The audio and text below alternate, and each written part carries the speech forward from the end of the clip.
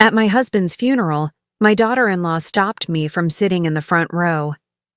"That seat belongs to the new lady of the house." I smiled in silence, and when I revealed the truth about the will, she turned pale.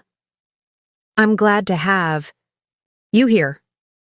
Follow my story until the end and comment the city you're watching from, so I can see how far my story has reached." The funeral home was silent except for the soft, melancholic melody playing in the background. I stood at the entrance, clutching my purse so tightly my knuckles had turned white. After 45 years of marriage, I was now a widow. George was gone, and I felt like half of me had disappeared with him. I smoothed down my black dress, the one George always said made me look elegant, and took a deep breath before stepping further into the room. So many familiar faces turned to look at me, some with pity, others with genuine sadness. But I was only searching for one face: my son, Thomas. I spotted him in the front row, his shoulders slumped, staring at the casket that held his father.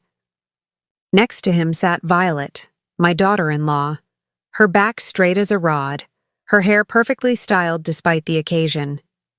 Even in grief, she managed to look immaculate. I made my way toward them, toward the empty seat next to Thomas. I needed to be close to my son today. I needed to hold his hand and share our grief together. But before I could reach the chair, Violet stood up. Her expression was cold, calculated, as if she'd been waiting for this moment. "Ellen," she said, her voice just loud enough for those nearby to hear, "that seat is reserved for family." I blinked, confused. "I am family, Violet. I'm his wife." A small, cruel smile played on her lips. "You were his wife. This chair is for the new head of the household." She smoothed her skirt and sat back down, placing her designer purse on the seat I had been heading for. Thomas didn't even look up.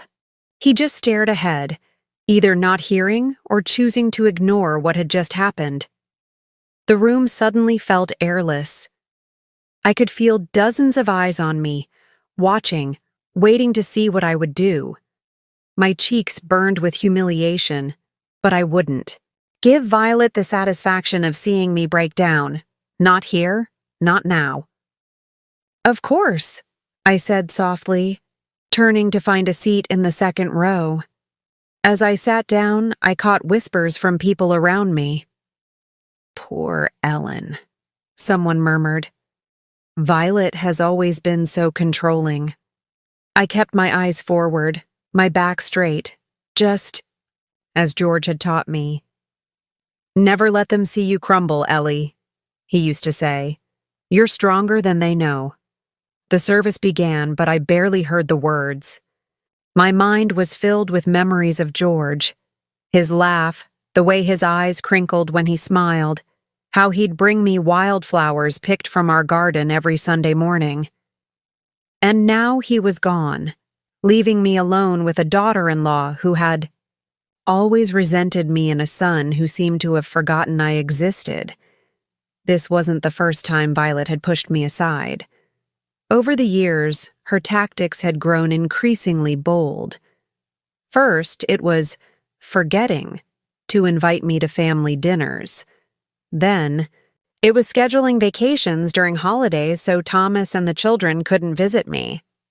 She'd even started suggesting to others that I was becoming forgetful, planting seeds of doubt about my mental capacity. George had been my shield against her cruelties. "She's just insecure," he'd say, always trying to keep peace in the family. Give her time. But time had only made Violet more determined to erase me from the family picture. After the service, people gathered at our home, the home George and I had built together over decades. But as I entered, I felt like a guest rather than the owner. Violet had taken over, directing the catering staff, accepting condolences as if she were the grieving widow, not me. Mom. Thomas finally approached me, giving me a quick, awkward, ugh. Are you holding up okay? Before I could answer, Violet appeared at his side. Thomas, your mother must be exhausted. Perhaps she should rest upstairs while we handle the guests. I'm fine, I said firmly, meeting her gaze. This is my home, and these are my friends. Something flickered in Violet's eyes. Annoyance, perhaps, or determination. Of course it is, Ellen, for now. She linked her arm through Thomas's and guided him away, leaving me standing alone in the entryway of my own home. I watched as she leaned close to my son's ear, whispering something that made him nod. I stood there, invisible in plain sight, a ghost in my own life. But what Violet didn't know, what none of them knew, was that George had prepared for this moment. My quiet, thoughtful husband had seen through Violet's facade long ago, and he had made arrangements. As I looked around at the home that held 45 years of memories, I allowed myself a small, secret smile. Let Violet play Lady of the Manor. For now, tomorrow would bring the reading of the will, and with it, a truth that would wipe that smug smile right off her face. George always said timing was everything. And soon, very soon, Violet would learn just how right he was. I couldn't sleep that night. The house felt different without George's steady breathing beside me. I got up at dawn and wandered through the rooms, running my fingers along the furniture we'd chosen together, remembering. This Victorian home on Maple Street had been our dream. When we first saw it in 1975, it was falling apart, peeling wallpaper, creaky floors, outdated everything. But George had squeezed my hand and whispered, I see us growing old here, Ellie. We spent weekends stripping wallpaper, sanding floors, and arguing good-naturedly about paint colors. George built the back porch himself, working through summer evenings while I brought him lemonade.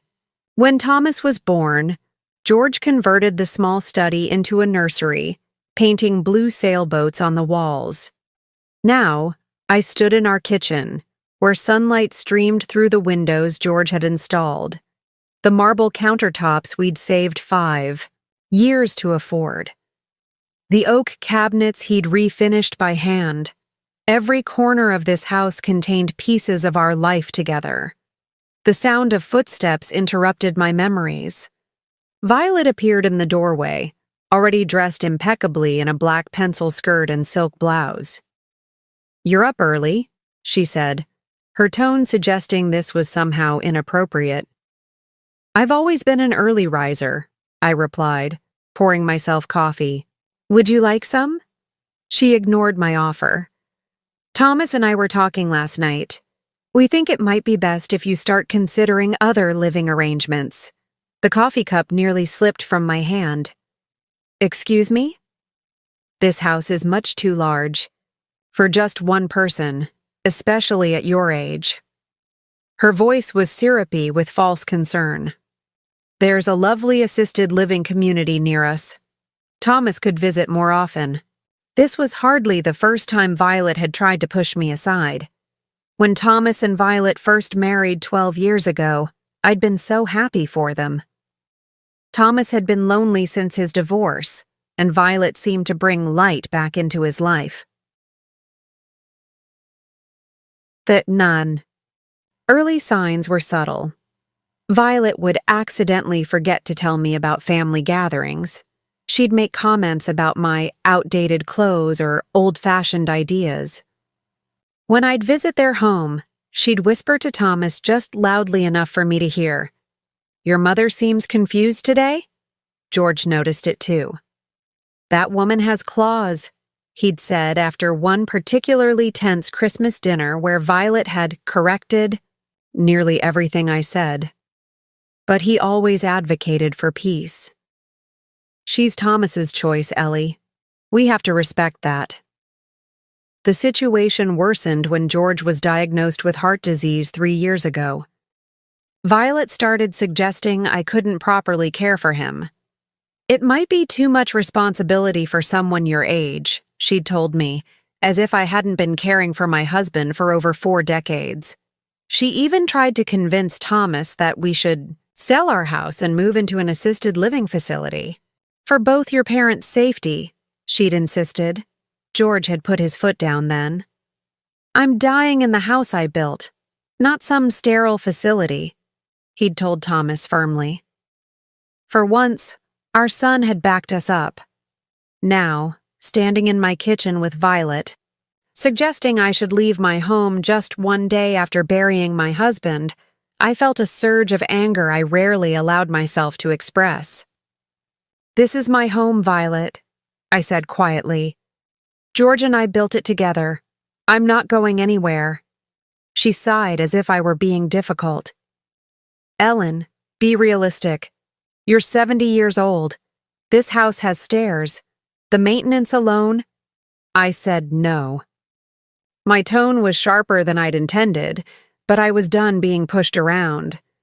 A flash of something, annoyance, hatred, crossed Violet's face before she composed herself.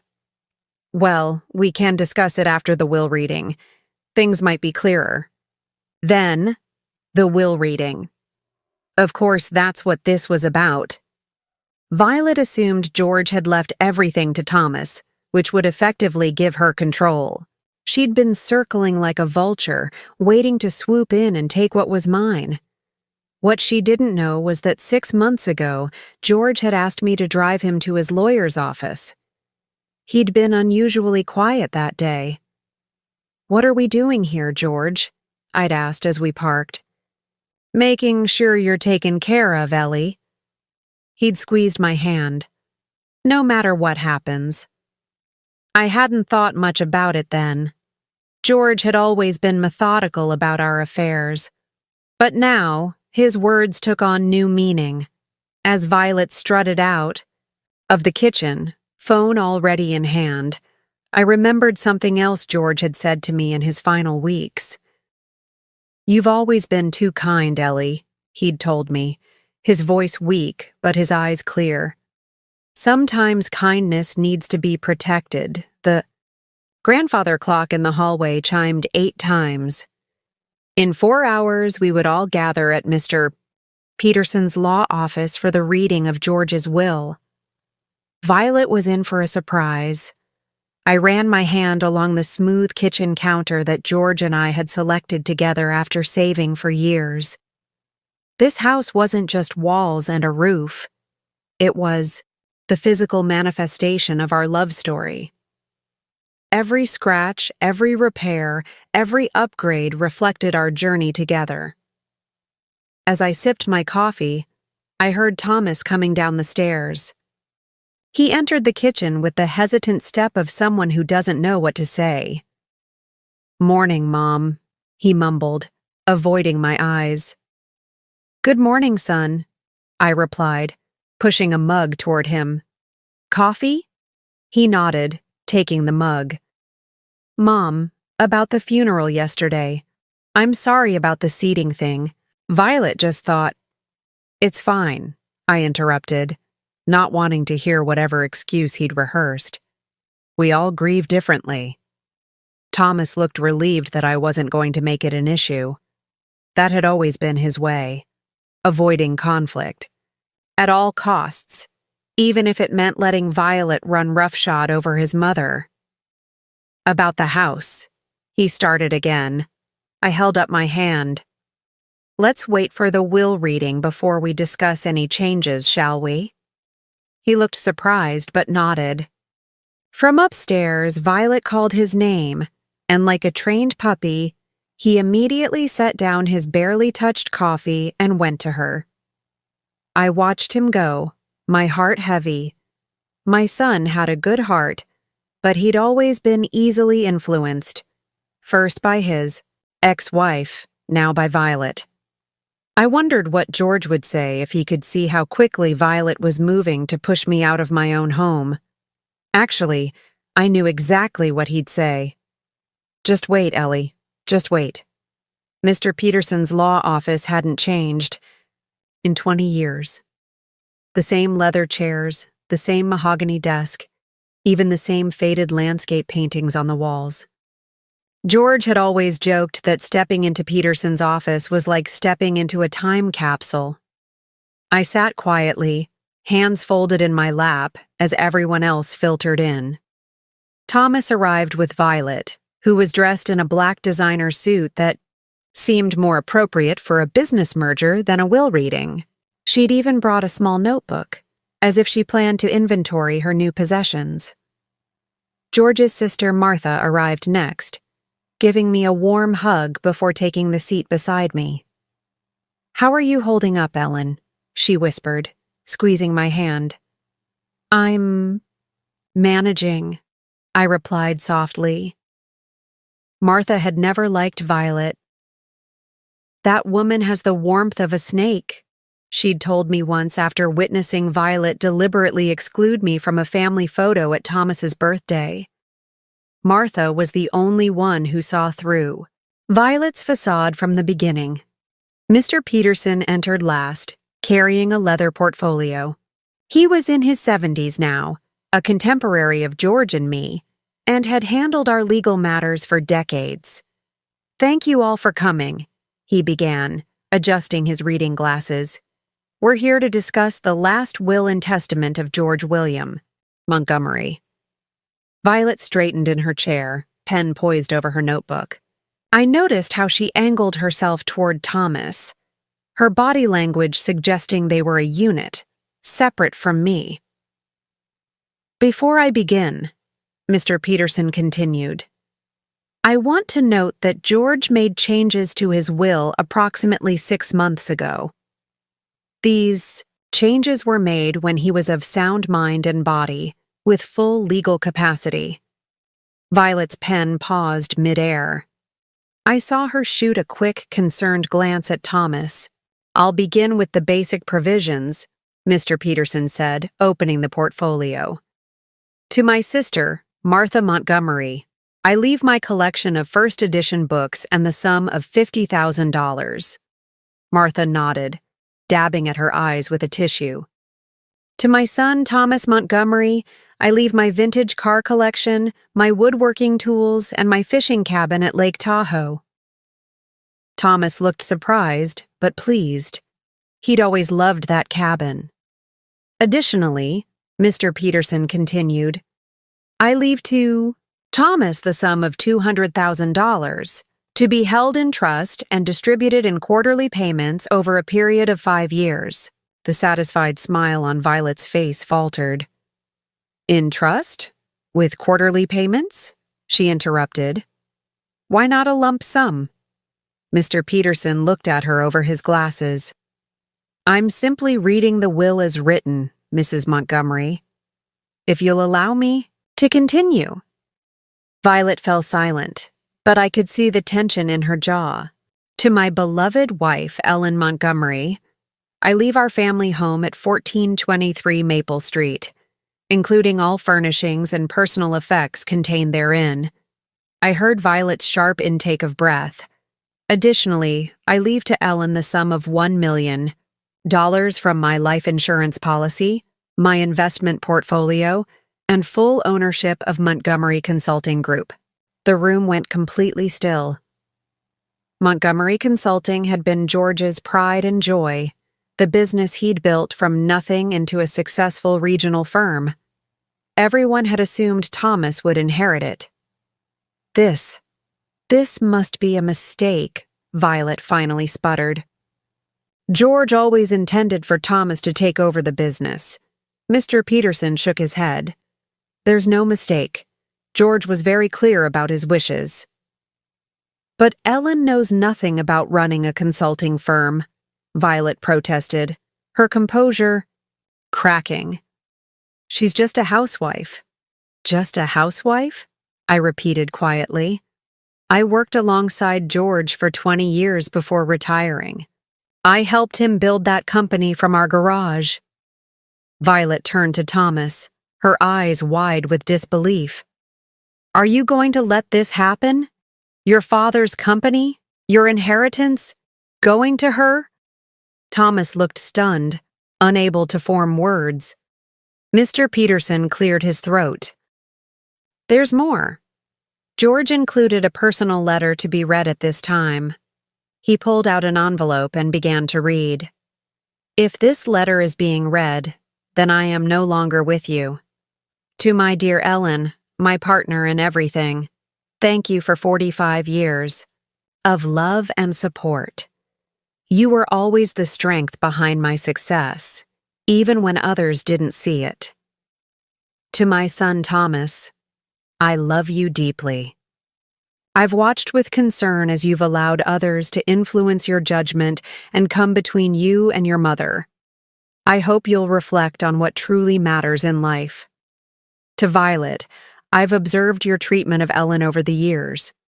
Your attempts to isolate her, to diminish her role in our family. And recently, your suggestions that she is no longer capable of making her own decisions. These actions have not gone unnoticed. I've structured my will to protect Ellen from further manipulation. The house belongs to her alone. The business will provide her with income and purpose. And Thomas, your inheritance is structured to ensure that it remains yours, protected from outside influence. Violet's face had turned ashen. She looked at me with undisguised hatred. You did this, she hissed. You manipulated a dying man. I met her gaze steadily. George made his own decisions, Violet. He always did. There's one final provision, Mr. Peterson interjected, looking uncomfortable. George stipulated that if Thomas and Violet continue to reside in the Montgomery home, they must pay fair market rent to Ellen. Otherwise, they must vacate the property within 30 days. Violet stood up so abruptly that her chair nearly toppled, backward. This is outrageous! We'll contest it! Mr. Peterson shook his head. I advised George extensively on making this will contest-proof. He documented Violet's behavior over the past several years, including recordings of conversations where she discussed plans to have Ellen declared incompetent after his death. Violet's mouth opened and closed, but no words came out. Thomas stared at her, shock evident on his face. He recorded conversations? Thomas finally asked, his voice barely audible. George was very thorough, Mr. Peterson confirmed. He wanted to ensure his wishes would be respected. I sat quietly, feeling no joy in Violet's humiliation. This wasn't about revenge, it was about protection, exactly as George had intended.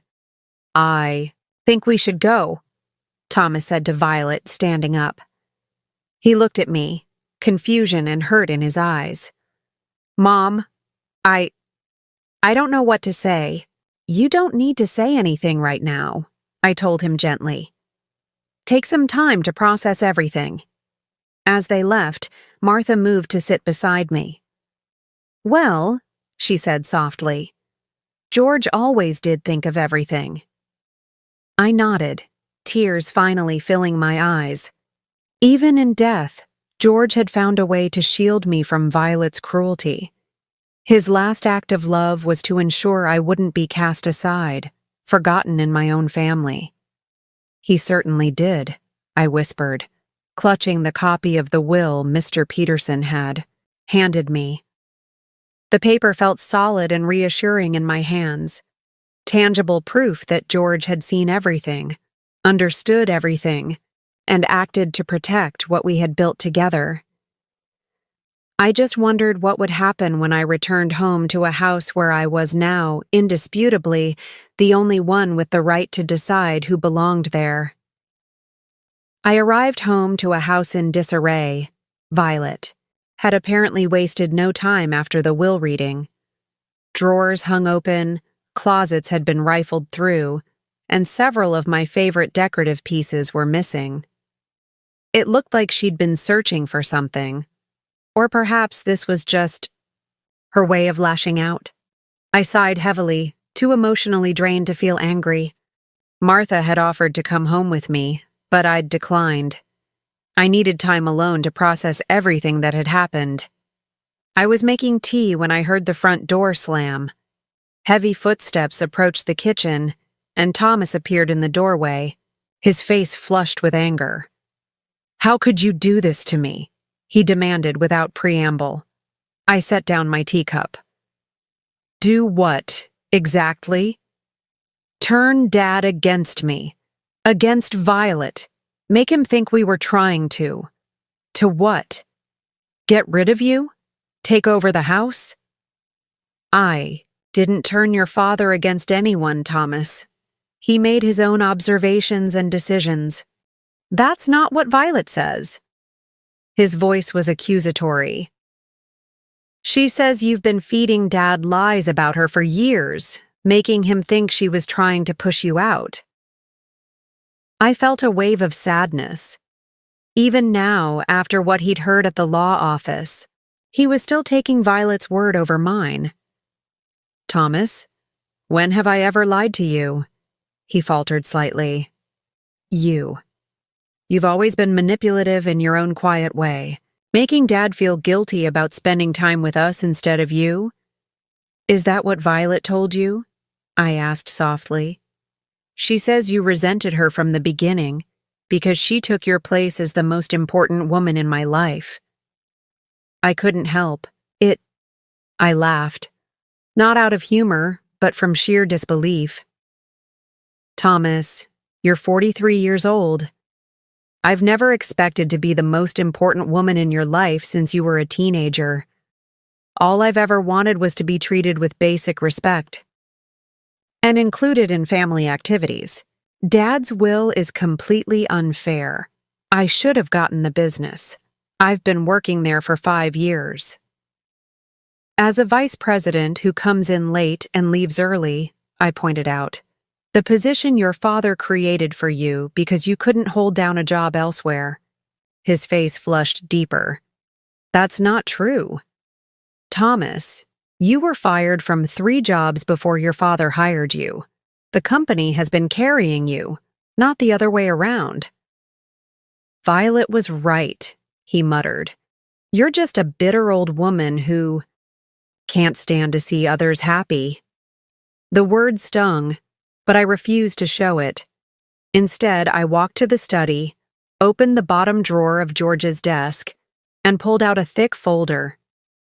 "Your father kept records," I said, returning to the kitchen, not because I asked him to, but because he was concerned about what would happen to me after he was gone. I spread the contents on the table, photographs of Violet going through my personal papers when she thought no one was watching, printed emails where she discussed with friends her plans to get the old lady into a home, a log of dates and times when family events were planned specifically when I couldn't attend. And then the recordings. I played one on my phone. "I can't wait until George is gone," Violet's voice rang out clearly. "Ellen won't know what hit her. We'll have her declared incompetent so fast her head will spin. The house, the money, everything will be ours." Thomas stared at the evidence, his face draining of color. This could be manipulated, taken out of context. There are dozens of recordings, Thomas, dating back 3 years. Your father may have been dying, but he wasn't stupid. I played another. "Thomas is so easy to control," Violet's voice again. "He believes whatever I tell him about his mother. It's almost sad how gullible he is." Thomas flinched as if I'd slapped him.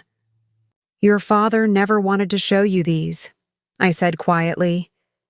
"He hoped Violet would change, or that you would see through her on your own.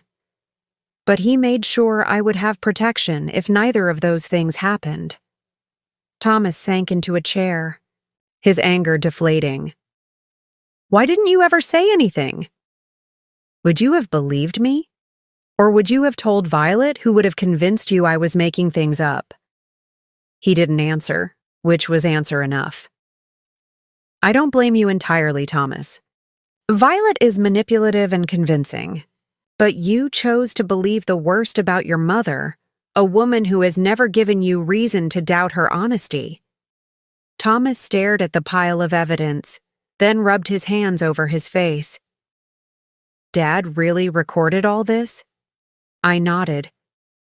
After his diagnosis, he became very concerned about what would happen to me. He saw how Violet was already positioning herself to take over. And the business? The trust for my inheritance? He wanted to make sure Violet couldn't access your money or take control of the company. He was protecting you too, Thomas. A heavy silence fell between us. I could see Thomas struggling to reconcile the truth with the reality Violet had constructed for him. The front door opened and closed softly. Violet appeared in the doorway, freezing when she saw the evidence spread across the table. "What is all this?" she asked, her voice artificially light. "The truth," I replied simply. Her eyes darted to Thomas, then back to me. "Tommy, don't tell me you're falling for this. She obviously fabricated all this after George died." "The timestamps and authentication certificates say otherwise," I said calmly, "as do the witnesses who helped George document your behavior." Violet's facade cracked. "You think you're so clever, don't you? Turning George against me from his deathbed?" "George was never against you until you gave him reason to be," I said. "All he wanted was for his family to get along, for his wife to be respected." "Respected?" Violet spat. "You're nothing. Just an old woman who held on to her husband's coattails her whole life." Thomas stood up suddenly. "Stop it, Violet." She turned to him, surprised. "Tommy, my name is Thomas, not Tommy, and I want you to stop talking to my mother like that." Violet's expression shifted, her eyes widening with calculated innocence. "I'm just upset, honey. Ellen has turned everything upside down with these ridiculous accusations." "I heard your voice on those recordings," Thomas said quietly. "That was you, not some fabrication." "Recordings can be manipulated," she insisted, desperately. "You know how crafty she is." "My mother has never been anything but honest with me," Thomas said, his voice strengthening. "I'm the one who hasn't been honest, with myself, about what's been happening in this family." Violet's face hardened. "So you're choosing her over me? Your pathetic mother over your wife?" "I'm choosing the truth," Thomas replied. "And I'm finally seeing it clearly." Violet looked from Thomas to me, her eyes narrowing. "This isn't over," she hissed. "You'll regret this, both of you." She stormed out, the front door slamming behind her with such force that the windows rattled. Thomas turned. To me, his expression a mixture of shame and confusion. "Mom, I don't know what to say. I've been so blind." I reached across the table and took his hand. "You saw what you wanted to see, Thomas. We all do sometimes. How can you forgive me so easily, after everything I've let happen?" I smiled sadly.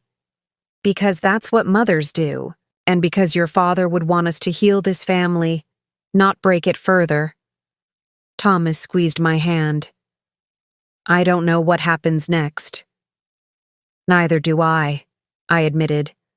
"But for the first time in a long time, I feel like we might figure it out, together." The next few weeks unfolded like a slow-motion earthquake, with aftershocks rippling through what remained of our family. Thomas moved into the guest bedroom downstairs, while Violet stayed with her sister across town. The separation wasn't official yet, but the fracture between them seemed to widen with each passing day. I took no joy in their marital troubles. Despite everything Violet had done, she was still Thomas's choice, and seeing my son in pain brought me no satisfaction. One morning, I found Thomas sitting on the back porch, staring at the garden George had meticulously maintained. Spring had arrived, and the first daffodils were pushing through the soil. "Dad always said you could set your watch by those flowers," Thomas remarked as I joined him. "He planted those bulbs the year you were born," I said, settling into the chair beside him. "Said they were as reliable as he hoped you would be?" Thomas smiled faintly, then let it fade. "I haven't been very reliable, have I? Not to him, not to you." "You've been through a lot," I said gently. "Finding out your wife isn't who you thought she was. That's not easy." He shook his head. "That's the thing, Mom. I think I always knew, on some level." There were moments when I'd catch her in little lies, or see how she treated people she thought weren't important. I just chose to ignore it. We often see what we want to see in the people we love. "Violet called again last night," he said after a pause. "She wants to meet with our lawyers to discuss a settlement." "A settlement?" "She says she's entitled to half of my inheritance since we were married when Dad died." I sighed. Even now, Violet was still focused on what she could take. "What did you tell her?" "That Dad put my inheritance in a trust specifically to protect it from divorce settlements." Thomas ran a hand through his hair. "She didn't take it well." I could imagine. Violet's rage when thwarted was a force of nature. She's also been calling my cousins, Aunt Martha, even some of my colleagues at the company, telling them I abandoned her, that you brainwashed me. This didn't surprise me. Violet had always been skilled at spinning narratives that cast her as the victim. "I'm sorry, Thomas. I know this is difficult." He looked at me directly. "I'm the one who should be sorry, Mom. I let her isolate you. I believed her when she said you were manipulative or trying to control me. I was a terrible son."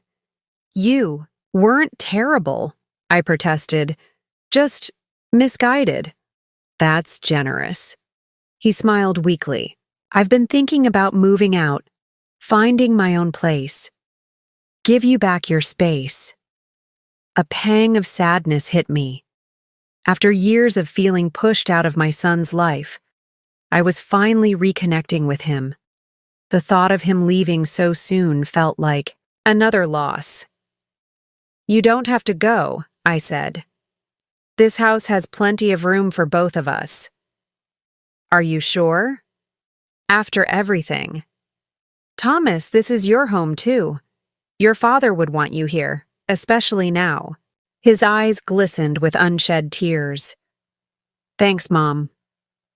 Later that afternoon, the doorbell rang. I opened it to find my grandchildren, Emma and Jack, standing on the porch, backpacks in hand. At 15 and 12, they were at that awkward age, where they were too old for toys but too young for adult conversations. Behind them, I spotted Thomas's ex-wife Karen in the driveway, waving briefly before driving off. "Grandma!" Jack exclaimed, giving me a quick hug before darting inside to find his father. Emma, more reserved like her father, offered a small smile. "Hi, Grandma. Dad said we could stay here this weekend. Is that okay?" "Of course it is," I said, stepping aside to let her in. "It's always okay." I hadn't seen much of my grandchildren over the past few years. Violet had always found reasons why visits to Grandma's house were inconvenient or unnecessary. The few times they did come over, she supervised every interaction, as if afraid I might say something to undermine her. "Your room is just as you left it," I told Emma. "Though I'm afraid the stuffed animals might be a bit childish for you now." "I don't mind," she said, following me upstairs. "I remember how Dad used to read to us in that room when we visited." "He did," I confirmed, smiling at the memory. "Your grandfather would sit in that rocking chair by the window, and your dad would do all the character voices." Emma set her backpack on the bed and glanced around the room. Violet said you were getting rid of all the kids' stuff. She told us you were turning our rooms into some kind of art studio. I blinked in surprise. I would never do that. These rooms will always be here for you.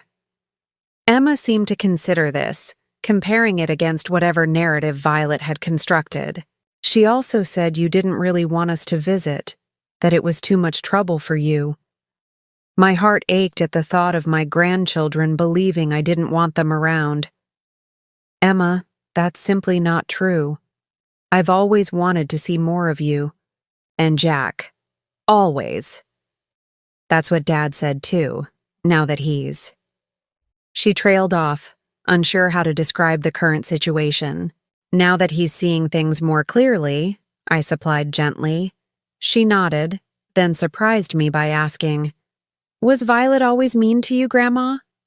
The question caught me off guard. I hesitated, not wanting to badmouth their stepmother, but also unwilling to lie.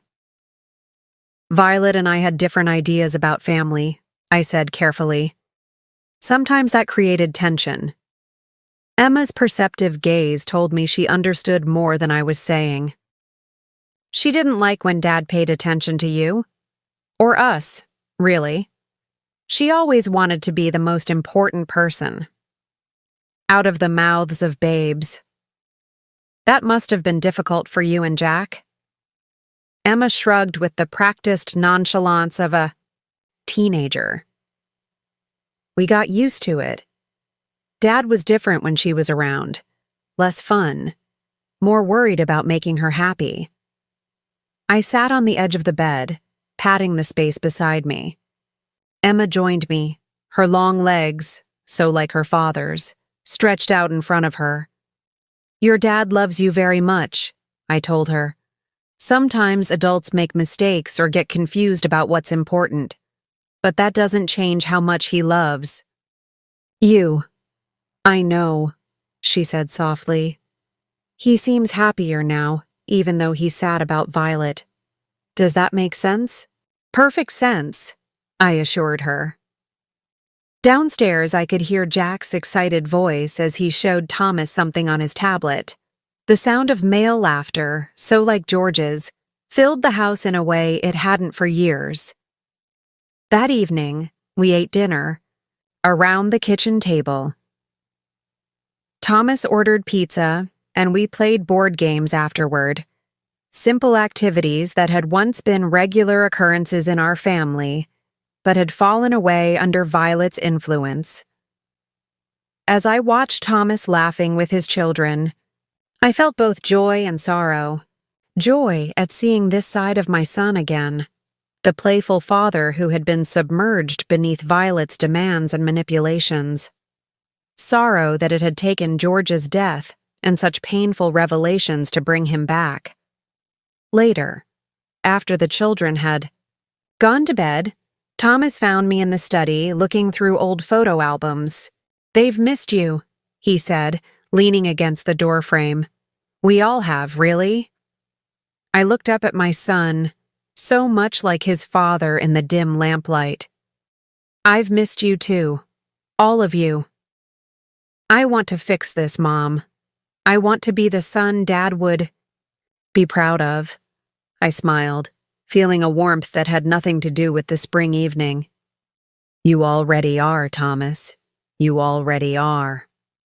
6 months after George's death, I finally felt ready to make changes to the house. Not drastic renovations, but small adjustments that would make the space feel like mine alone. For decades, every decision had been a compromise. George preferred blue. I loved green, so we chose teal.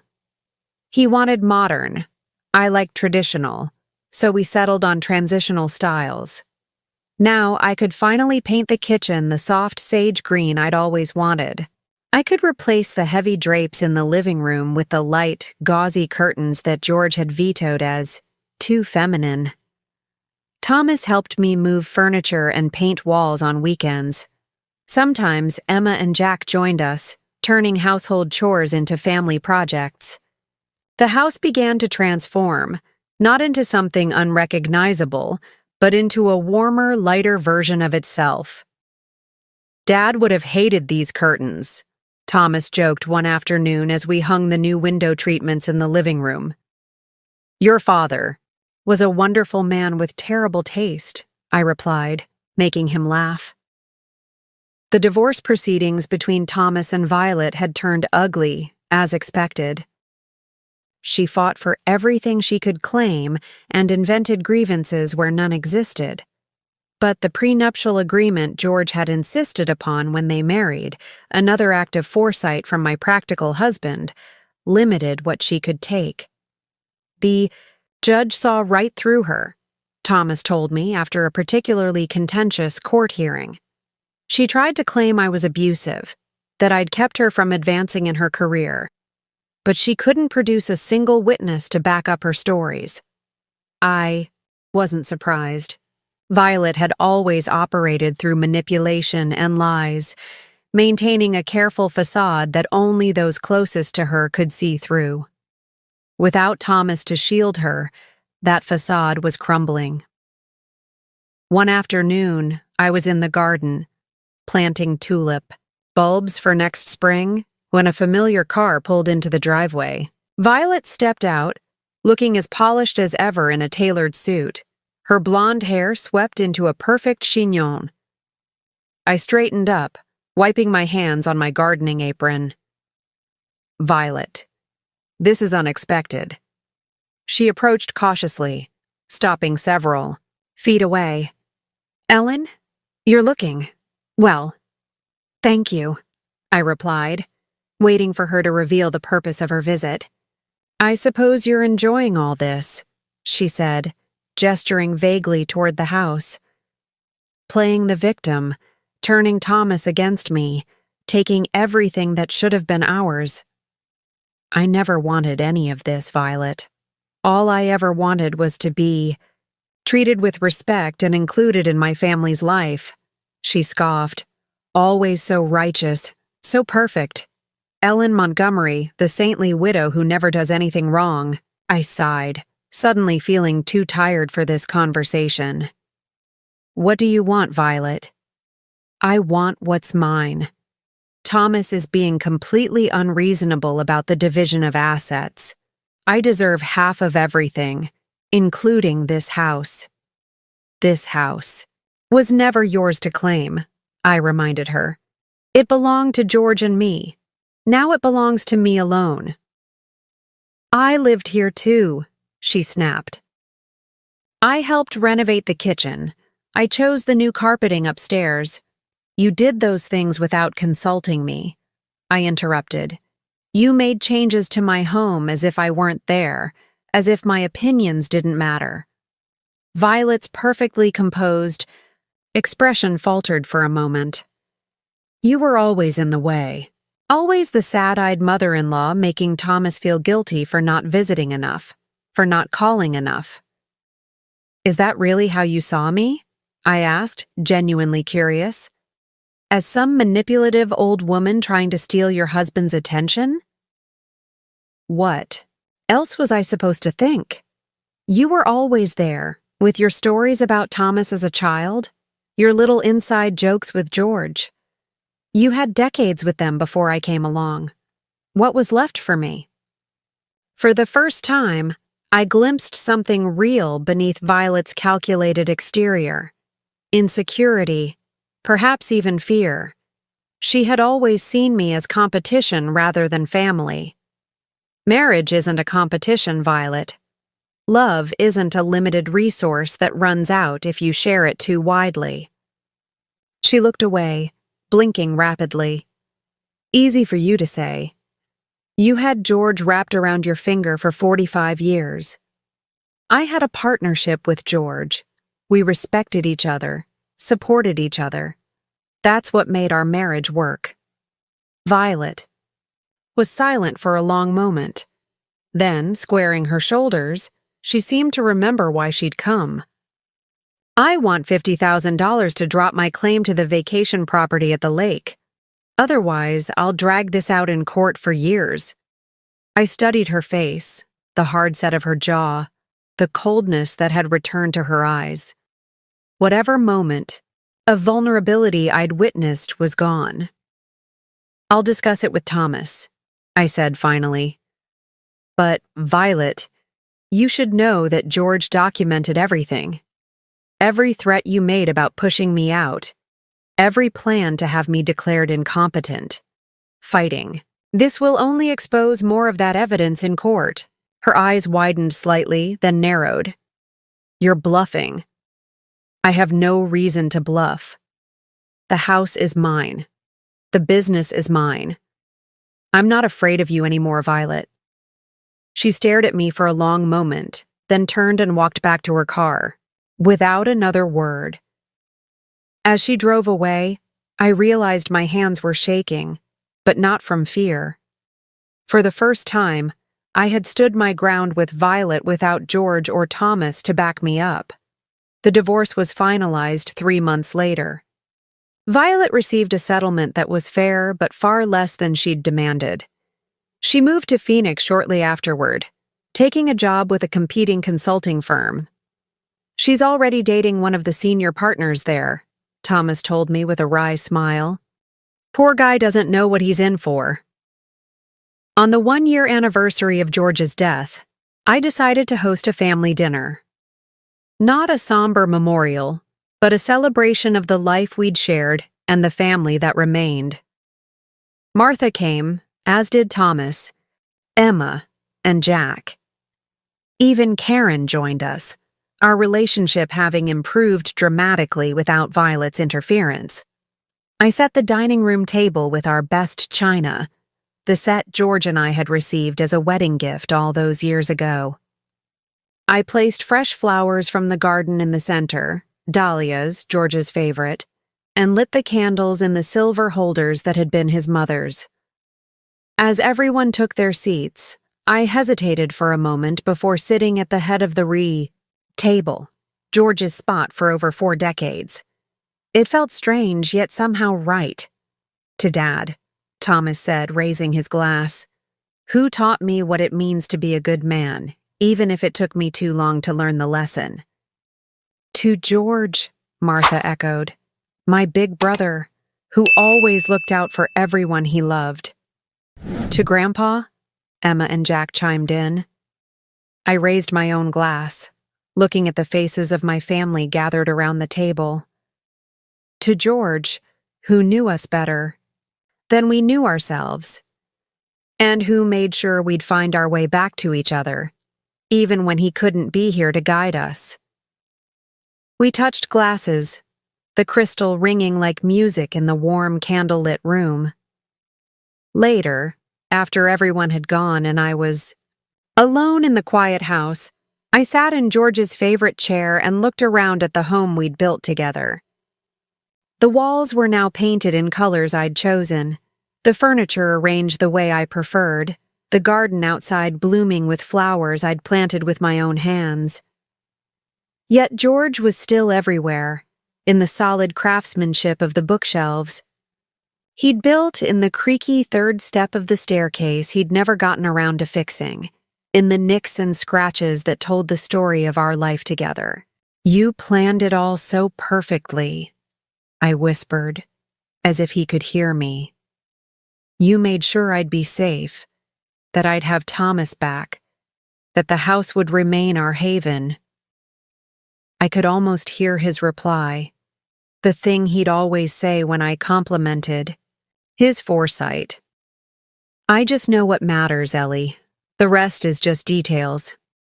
I smiled, running my hand along the arm of his chair, feeling the indentation where he'd rested his elbow for countless evenings. The emptiness of losing him would never completely fade, but it had transformed into something bearable, even precious, a testament to a love that had shaped my entire adult life. As I got up to turn off the lights before heading to bed, I caught my reflection in the hallway mirror. I stood a little straighter now, my eyes clearer, my smile more genuine. I was no longer just George's wife or Thomas's mother, roles that had defined me for so long. I was Ellen Montgomery, a woman who had found her own strength in the face of loss and betrayal, and for the first time since George's death, I felt not just acceptance of my new reality, but a quiet, steadfast joy in the life that still stretched before me, a life that was finally, truly my own. Now I'm curious about you who listened to my story. What would you do if you were in my place? Have you ever been through something similar? Comment below. And meanwhile, I'm leaving on the final screen 2 other stories that are channel favorites, and they will definitely surprise you. Thank you for watching until here.